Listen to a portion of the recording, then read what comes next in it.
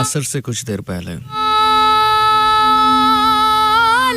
ढलते हुए सूरज से कुछ देर पहले आसमान पे छाई हुई लाली,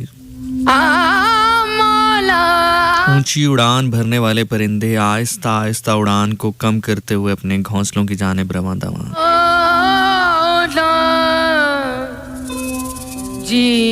गर्मी और सर्दी के दरमियाना मौसम।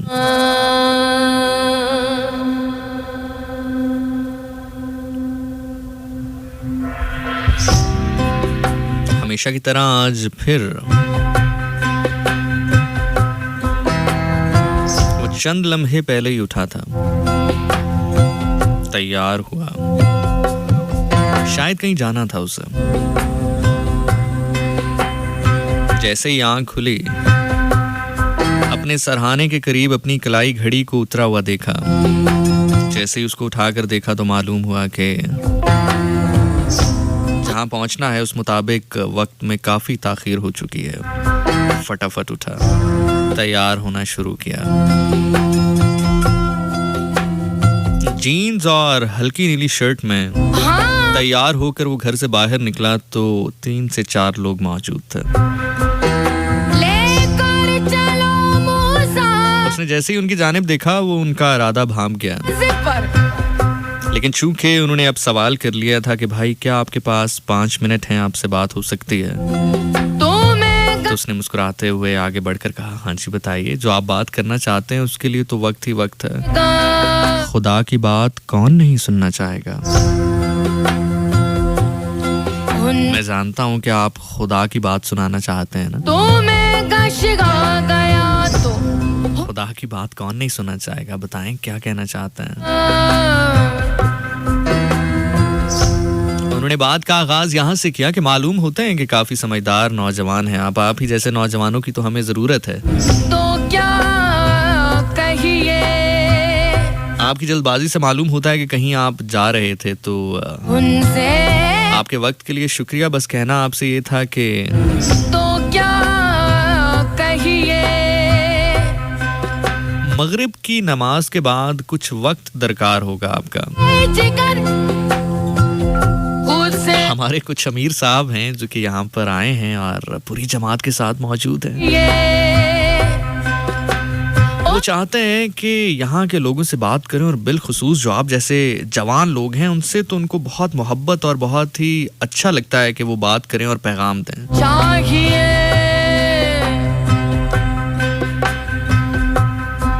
तो उसने भी यही कहा कि चलें, चूंकि अब अज़ान मगरिब में कुछ ही लम्हात बाकी हैं,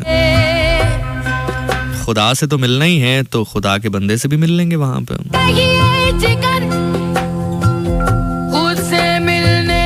उसने गौर किया तो उन 3-4 लोगों में से एक शख्स ऐसा था जो कि उसको अपने मुल्क का नहीं लगा।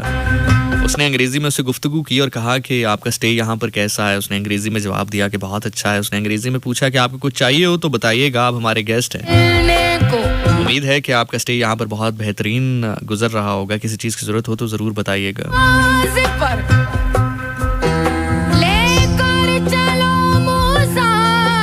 अब जाहिर है जीन्स की पैंट पहनी हो, फटी हुई शर्ट पहनी हो, गर्दन के करीब एक टैटू बना हो, हाथ में एक फैशनेबल सी कलाई घड़ी बांध रखी हो, दाढ़ी कुछ बढ़ा रखी हो, बालों को प्रॉपर अंदाज में जेल करके मगरबी तौर पर स्टाइल करके बनाया गया हो,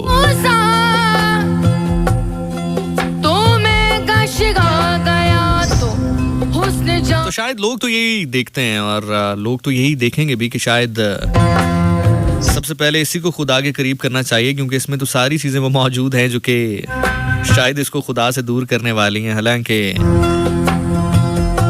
कहीं ना कहीं इंसान ये भूल जाता है कि खुदा जाहिरी सूरत और जाहिरी शक्ल नहीं देखता, खुदा दिल देखता।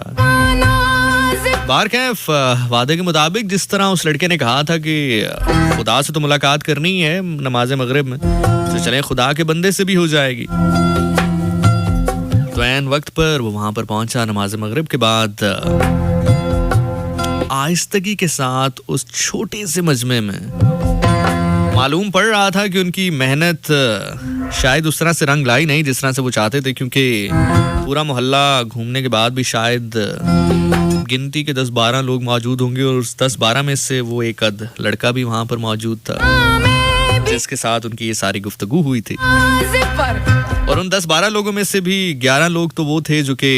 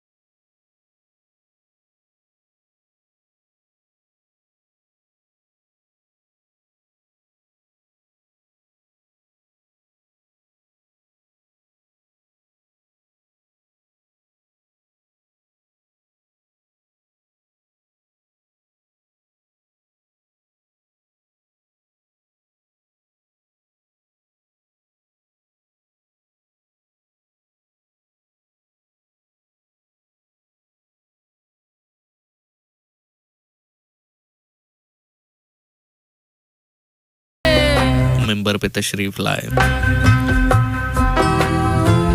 सलाम कलाम के बाद उन्होंने गुफ्तगू का आगाज किया कि भाइयों, हम दुनिया में क्या करने आए थे और क्या कर रहे हैं। इस हुस्न पे मैं आपको लगता है कि जन्नत उनको मिल जाएगी जो कि गाना बजाते हैं, जो कि नाचते गाते हैं?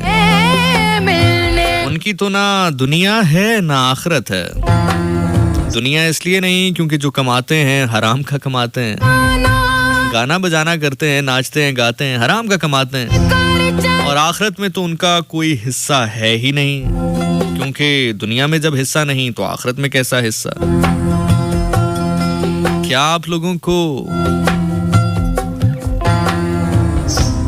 महसूस नहीं होता कि वो तमाम तर लोग जो कि नाचते हैं, गाते हैं, पर कितने नुकसान में हैं, कितना खसारे में हैं? आप लोग देखें कितने खुशनसीब हैं कि अल्लाह के घर में बैठे हैं। गोया शायद वो ये यकीन कर चुके थे कि जो नाचता हो, गाता हो, उसका खुदा के साथ ताल्लुक नहीं होता, और चूंकि ताल्लुक नहीं होता तो शायद फिर वो मस्जिद में उसके सामने भी नहीं बैठता। उनसे मिलने को हालांकि जिस खुदा की और खुदा के महबूब की वो बात कर रहे थे, चलो मूसा, उस महबूब ने एक बाप को अपने बेटे को बेटा कहने से इसलिए मना फरमा दिया था कि वो कुछ यतीम बच्चों के साथ खेल रहा था। फरमाया कि अगर तुम अपने बेटे को बेटा कह के बुलाओगे तो चंद यतीम बच्चे वहां पर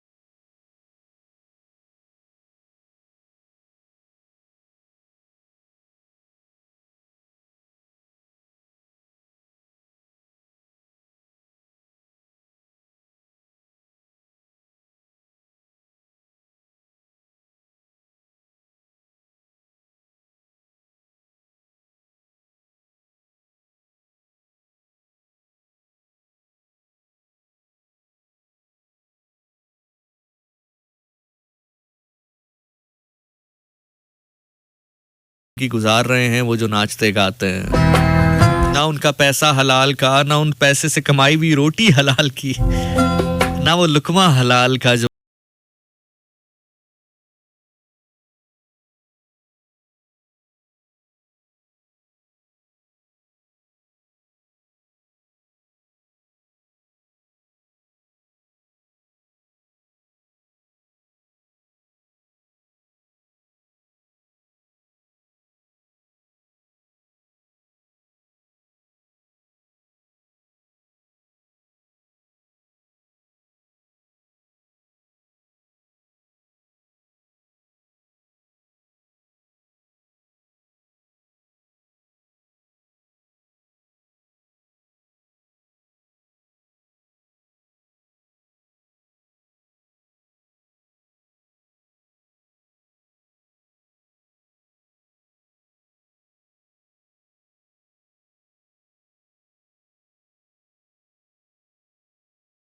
कि जज करने का इख्तियार सिर्फ और सिर्फ उस ज़ात के पास है जो उसको सांसें दे रहा है। उसने भी आगे से बबांगे दोहल कह दिया, मैं गाने बजाने का काम करता हूँ, गाता हूँ बजाता हूँ।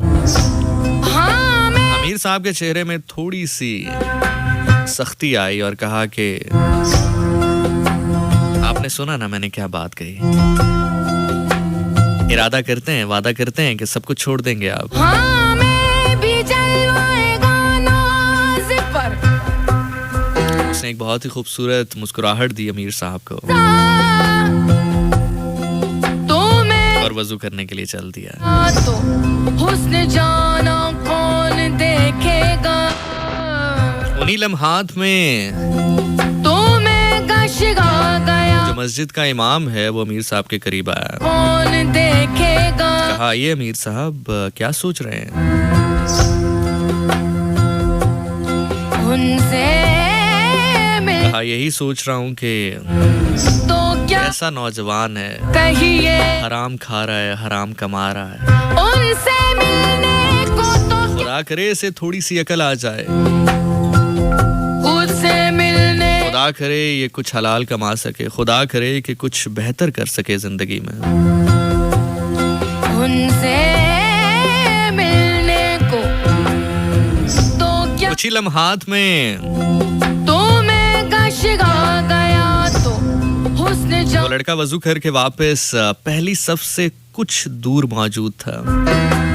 कि अमीर साहब वजू करके जब वापस तशरीफ लाए तो कहा कि मिलने अरे भाई, जज़ाए खैर दे खुदा उस बंदे को जिसने आपकी मस्जिद में गीजर और हीटर का एहतमाम कर रखा है। उनसे अगर ये गीजर और हीटर ना हो तो कहीं कितनी परेशानी हो ना इन नमाजियों को। उससे मिलने को समाना चाहिए। खुदा जज़ाए खैर दे। बड़ी बड़ी जगहों पर मैं गया हूँ लेकिन वहां पर इस तरह का एहतमाम नहीं होता, यूं गीजर का एहतमाम, हीटर का एहतमाम। लगता है कि आपके मोहल्ले के लोग बहुत अच्छे हैं, खुदा जज़ाए खैर दे उनको। इमाम साहब ने कहा कि मेरे नाल अली साहब, आप जानते हैं कि यह एहतमाम किसने कर रखा है यहाँ पे? आएगा नाज़ पर लेकर अमीर साहब ने कहा, कौन है? माशाल्लाह, खुश नसीब खुदा का बंदा। तो मैं इमाम साहब ने कहा कि ना सिर्फ ये, जरा चारों तरफ नजर दौड़ाइए, आना कौन देख ये जो अल्लाह के घर में एसी मौजूद हैं, ये भी एक बहुत बड़ी नेमत है। आप जानते हैं कि आजकल के नमाजियों का तो ये पर जज्बा ईमानी है। अमीर साहब, यहाँ पर मोहल्ले के करीब इस मस्जिद में लोग नमाज इसलिए भी नहीं पढ़ने आते थे गर्मियों में क्योंकि गर्मी बहुत होती है। गया दूर जाते थे एसी वाली मस्जिद में, आना कौन देख तो उनके तरद्दुद को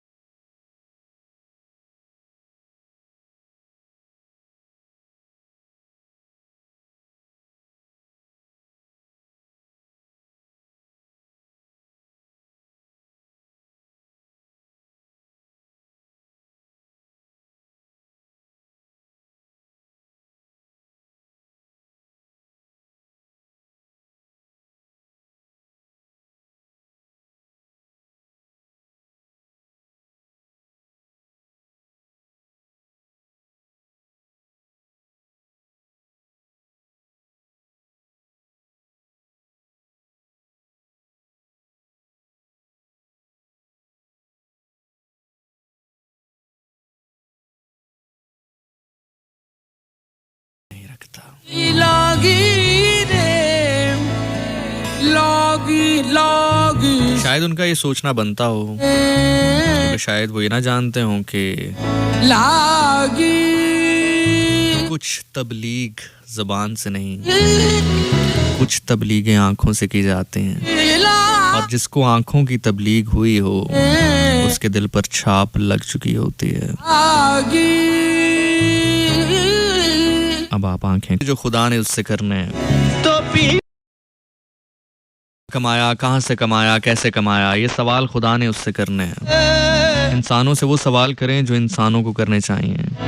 तुम्हें खाना चाहिए, तुम्हें भूख लगी है, तुम्हारे पास कपड़े हैं, तुम्हें कोई परेशानी तो नहीं। कुछ तबलीगें जुबान से नहीं, आंखों से की जाती हैं।